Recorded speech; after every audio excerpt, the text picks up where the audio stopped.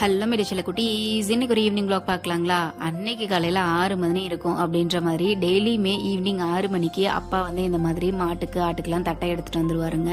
தட்டை எடுத்துகிட்டு வந்து கொஞ்சமாக வந்து ஆட்டுக்கு போடுவார், அதுக்கப்புறமா பாதியை வந்துட்டு மாடுகளுக்கெல்லாம் போடுவார். 6 மணிக்கு அதே மாதிரி அம்மா வந்துட்டு சாணியெல்லாம் வந்து எடுத்து கொட்டுவாங்க. அங்கே வந்து தனியாக கம்போஸ்ட் வச்சுருக்கோம், ஸோ அங்கே கொண்டு போய் கொட்டிட்டு வருவாங்க. அதே மாதிரி மாடுகளுக்கு தண்ணி காட்டிட்டு அதுக்கப்புறமா பால் பீச்சருக்கு ஆரம்பிச்சிருவாங்க. பாப்பாவுக்கு ஆடு மாடுனா ரொம்ப பிடிக்குங்க. எப்பயுமே பக்கத்தில் போய் இப்படி தான் விளாண்டுட்டு இருப்பா. பால் பீச்சுறது கற்றுக்கணும்னு எனக்கு ரொம்ப நாளாக ஆசை. ஆனால் வந்து புது ஆள் போய் பீச்சுனா மாடு உதைக்குங்க, அதனாலேயே போக மாட்டேன்.